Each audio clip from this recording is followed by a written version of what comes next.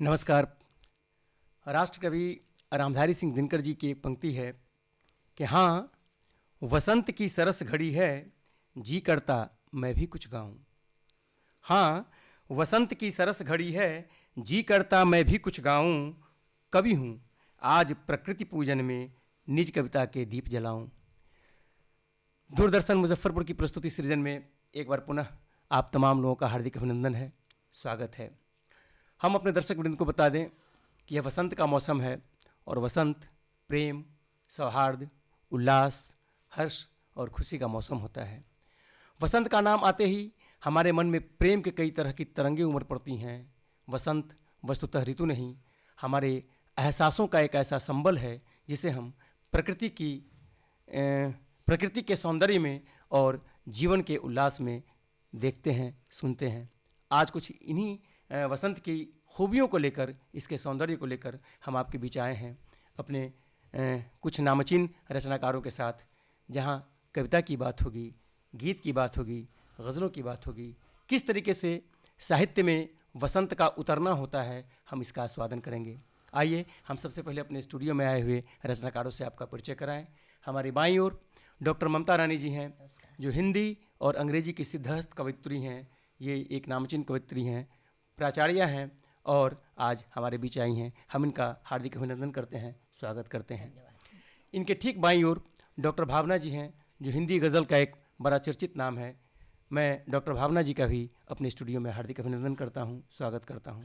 मैं स्वागत करता हूं वरिष्ठ कवि प्रमोद नारायण मिश्र जी का, जो हमारे स्टूडियो में आज आपके बीच आए हैं। और उनके ठीक बाद मैं उमेश राज जी का भी हार्दिक अभिनंदन करता हूं, स्वागत करता हूं। जैसा कि मैंने कहा कि वसंत प्रकृति के मनुहार का मौसम होता है, प्रकृति के सौंदर्य का मौसम होता है। बसंत के आते ही मन में अनेक तरह के फूल खिल जाते हैं, प्रेम, सौंदर्य और जीवन निखर कर आता है वसंत में। आइए मैं डॉक्टर ममता रानी जी को आपके बीच अपनी कविता के साथ, इन पंक्तियों के साथ प्रस्तुत कर रहा हूँ कि कुदरत की बरकतें हैं ख़जाना बसंत का, कुदरत की बरकतें हैं ख़जाना बसंत का, क्या खूब क्या अजीब ज़माना वसंत का। बसंत की रचना के साथ डॉक्टर ममता रानी जी आपके बीच। जी नमस्कार और बसंत की सभी को बहुत बहुत शुभकामनाएं। मेरे कविता का शीर्षक है वसंत अकेला नहीं आता है। वसंत अकेला नहीं आता है, सामूहिकता का पर्व लाता है उल्लास और निजता का साथ, लाता है कुछ नमी कुछ ताप। वसंत अकेला नहीं आता है। बहुत खूब। रंग गंध और सपनों के इंद्रधनुषी मेले सजते हैं। खुशबुओं से तरबतर राग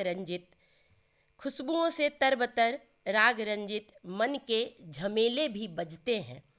सुरभित होते पवन वात, बसंत अकेला नहीं आता। बहुत खूब, बहुत बढ़िया। उमंग उछाह में तपता सूरज भी मृदु शीतल लगता है। उमंग उछाह में तपता सूरज भी मृदु शीतल लगता है। कोयल की कूक, पपीहे की तान, चहुं ओर गीतल गीतल लगता है। सुनहरे दिन रसीली रात, बसंत अकेला नहीं आता। बहुत बढ़िया। सपनों को दुलराता, ऊर्जा उष्मा को बरसाता, रंग बिखराता, धीमे से गुनगुनाता, बसंत अकेला नहीं आता है। अलसाया फागुन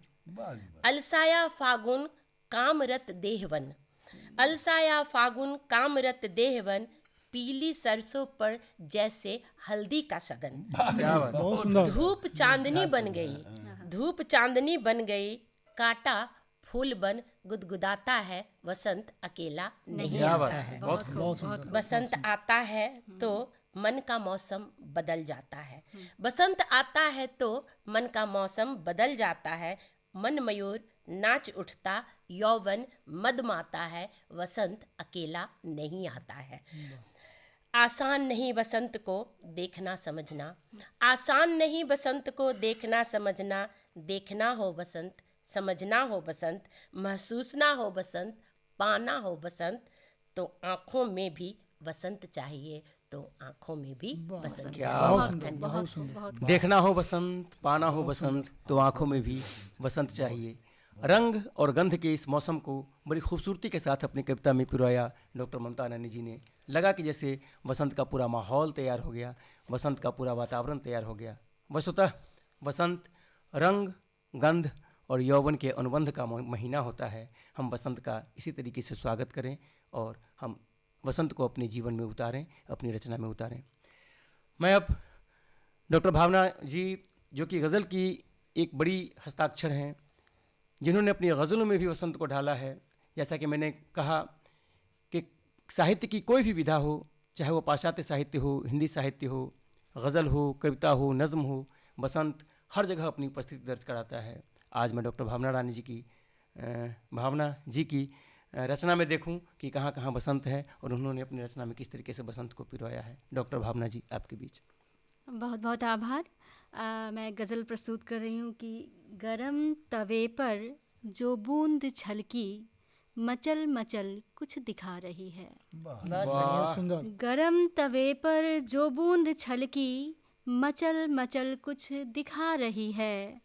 यही मनुज का भी उत्स होता, इसी को शायद बता रही है। क्या बात है, यही मनुज का, यही मनुज का भी उत्स होता, इसी को शायद बता रही है। और उलझ गई थी किसी से आंखें, उलझ गई थी किसी से आंखें, या मुझको फागुन बुला रहा था। उलझ गई थी किसी से आंखें, या मुझको फागुन बुला रहा था। जो अजनबी भाग गया था मन को, जो अजनबी भाग गया था मन को, उसी का दावत मना रही है, उसी का दावत मना रही है। और गुटुर गुटुर क्यों लगी है करने, गुटुर गुटुर क्यों करी है, लगी है करने, हमारी खिड़की पे चुपके चुपके। क्या बात, बढ़िया। गुटुर गुटुर क्यों लगी है करने, हमारी खिड़की पे छुपके छुपके। कबूतरी की पुकार है ये, यही यकीनन जता रही है। कबूतरी की पुकार है ये, यही यकीनन जता रही है। और लगन लगाकर डटी हुई है, लगन लगाकर डटी हुई है, अभी तलक भी उम्र की जोगन। लगन लगाकर डटी हुई है, अभी तलक भी उम्र की जोगन। घना घना सा पेड़ होगा, जो आज पौधा लगा रही है। घना घना सा वो पेड़ होगा, जो आज पौधा लगा रही है। और शिला के घर में विराजती है, बहुत ही नाजुक मिजाज वाली। क्या बात, शिला के घर में विराजती है, बहुत ही नाजुक मिजाज वाली। घटा से शोखी उधार लेके, वो अपने गेसु सजा रही है। घटा से शोखी उधार लेके, वो अपने गेसु सजा रही है। बहुत सुंदर, धन्यवाद। वाह। तो अपनी गज़ल में प्रेम और प्रेम के अनछुए पहलुओं का एक ज़बरदस्त प्रतिबिंब लेकर के आई डॉक्टर भावना जी। डॉक्टर जब भावना जी अपनी रचना को पढ़ रही थीं तो मुझे एहसास हो रहा था कि पेड़ पौधे और प्रकृति का जो एक नया सा रूप है, वह रूप किस तरीके से निखर कर हमारे सामने आया है भावना जी की रचनाओं में। हमने उसे देखा, महसूसा। और अब मैं वरिष्ठ कवि प्रमोद नारायण मिश्र जी से अनुरोध करूँगा कि अपनी रचना के साथ हमारे दर्शकों के बीच रूबरू हों। बसंत आ गया है। आया बसंत, आया बसंत, आया बसंत, आया बसंत, मतवाले आनंद मूर्ति, भौरों का गुंजन गान हुआ। हर्ष प्रकंपित प्रकृति नाटिका, मृदु मोहक मुस्कान हुआ। है इसकी सुरभि अनंत, आया बसंत, आया बसंत, आया बसंत, आया बसंत। फूल फूल से, सूल सूल से, जीर्ण हृदय आशा से सीकर, अधरों की लाली में गाते, मूक मदिर प्यासा भी पीकर। है इसकी महिमा दिग दिगंत, आया बसंत, आया बसंत, आया बसंत। बहुत छोटी रचना है, फिर दूसरे दौर में हम फिर सुनाएंगे। बहुत बहुत धन्यवाद प्रमोद नारायण मिश्र जी। आया वसंत के माध्यम से अपनी कविता को हमारे दर्शकों के बीच रखा। वसंत उल्लसित करता है हमारे मन को, वसंत प्रफुल्लित करता है हमारे मिजाज को, हमारे तन को। मैं उमेश राज जी से अनुरोध करूंगा कि अपनी कविता के साथ हमारे दर्शकों के बीच प्रस्तुत हों। शीर्षक है चटक रंग टेसु। जी जी। चटक रंग टेसु सुमन मुस्काई, चटक रंग टेसु सुमन मुस्काई, चटक रंग टेसु सुमन मुस्काई, चटक रंग टेसु सुमन मुस्काई। बागों में है कलियां खिली, धरती ने ओढ़ी चूनर पीली, बागों में है कलियां खिली, धरती ने ओढ़ी चूनर पीली, भंवरे करे फूलों पर गुंजार, वाह वाह। भंवरे करे फूलों पर गुंजार, कोयलिया मीठी तान सुनाई, आय बस चटक रंग टेसु सुमन मुस्काई, बहुत खूब। चटक रंग टेसु सुमन मुस्काई। भ्रमर करता बागों में गुंजन, कलियों पे धरता मृदुल चुंबन, भ्रमर करता बागों में गुंजन, कलियों पे धरता मृदुल चुंबन, पीकर अधरों का मधुरस, पीकर अधरों का मधुरस, सुंदर। भंवरों में मदहोशी छाई, चटक रंग टेसु सुमन मुस्काई, बहुत खूब। चटक रंग टेसु सुमन मुस्काई, चटक रंग टेसु सुमन मुस्काई। अगला बंद है। जी जी, स्वागत। आई है ऋतु सरस सुहानी, सरसों ने पहनी चूनर धानी, आई है ऋतु सरस सुहानी, सरसों ने पहनी चूनर धानी, अमुआ पर है मंजर छाया, अमुआ पर है मंजर छाया, फूलों ने है ली अंगराई, चटक रंग टेसु सुमन मुस्काई, चटक रंग टेसु सुमन मुस्काई, टेसु सुमन मुस्काई। करके वासंती पीत वर्ण श्रृंगार, करती है मधुकर से मनुहार, करके वासंती पीत वर्ण श्रृंगार, करती है मधुकर से मनुहार, लेकर अधरों पे मधु की प्याली, लेकर अधरों पे मधु की प्याली, नैनों से है प्रीत छलकाई, चटक रंग टेसु सुमन मुस्काई, चटक रंग टेसु सुमन मुस्काई। चटक रंग टेसु सुमन मुस्काई। उमेश राज जी अपनी इस बसंती कविता के साथ हमारे दर्शकों के बीच थे। वसंत सच कहे तो प्रकृति के पुनर्जागरण का महीना होता है। वसंत बर्फ का पिघलना, दूब का निकलना, फूलों का खिलना, तितलियों का मंडराना, भौरों का गूंजना, यही सब तो बसंत का प्रॉपर सौंदर्य है और इस सौंदर्य को कविताओं में ढाला गया है। हम बात निराला की करें, शास्त्री जी की करें, रामदयाल पांडे जी की बात करें, सुभद्रा कुमारी चौहान की बात करें, हिंदी साहित्य में ऐसे अनेकों प्रतिमान हैं जिन्होंने वसंत को अपनी रचनाओं में गढ़ा है। अगर पाश्चात्य साहित्य की बात करें तो शेक्सपियर की बात करें, वर्ड्सवर्थ की बात करें, नहीं विलियम ब्लैक की बात करें, वाल्ट विटमैन की बात करें, मैम तमाम लोगों की रचनाओं में वसंत पूरे सौंदर्य के साथ, पूरी खूबसूरती के साथ और पूरी जवानी के साथ उतरा है और जिसे हमारी पीढ़ी अपनी रचनाओं में समाहित करने का प्रयास करती हैं और लिखती रहती हैं। चलिए इसी बसंत को गाते गुनगुनाते हुए मैं एक बार पुनः डॉक्टर ममता रानी जी से अनुरोध करूँगा कि मैम आप एक और रचना के साथ हमारे दर्शकों के बीच प्रस्तुत हों। डॉक्टर ममता रानी जी। जी धन्यवाद पंकज किरण जी। इस रचना का जो अभी मैं पाठ करूंगी इसका शीर्षक है उपालंब। जी जी। उपालंब।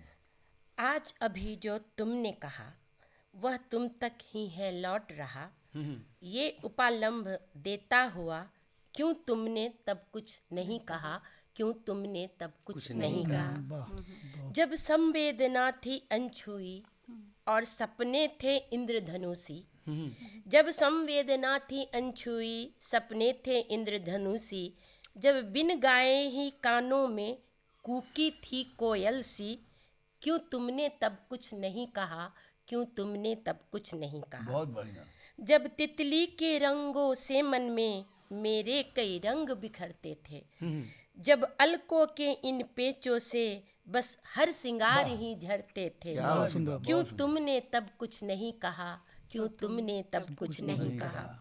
जब मन अल्हड़ सा गाता था, जब मन अल्हड़ सा गाता था, जब हवा थिरकती थी रुंझुन, जब अमराई के मेरों पर गाती फिरती थी मैं गुनगुन, क्यों तुमने तब कुछ नहीं कहा, क्यों तुमने तब कुछ नहीं कहा। बहुत खूब। जब हर बादल मेरा आंचल था, जब हर बादल मेरा आंचल था, हर रंग आंख का काजल था, हर अंगराई तब मादक थी, जब मन पलास तन टेशु था, तब तुमने क्यों कुछ नहीं कहा, तब तुमने क्यों कुछ नहीं कहा। बहुत सुंदर।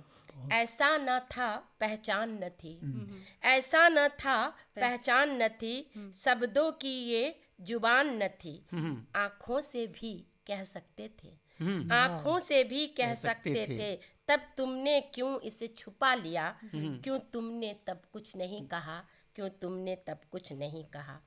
जब है हर ओर खामोशी सी, भावों पे बिछी एक चादर भी, मन जब मेरा एक झील हुआ, तब क्यों तुमने पत्थर फेंका, तब क्यों तुमने पत्थर फेंका, क्यों तुमने तब कुछ नहीं कहा। बहुत बढ़िया। जब कह ही दिया, जब कह ही दिया तो तुम भी सुनो, ये प्रेम के सपने मत ही बुनो, ये हथेलियाँ है खाली सी, इनमें बीजों को मत बो, मन के दीपों को जलने से पहले हमने ही बुझा दिया, क्यों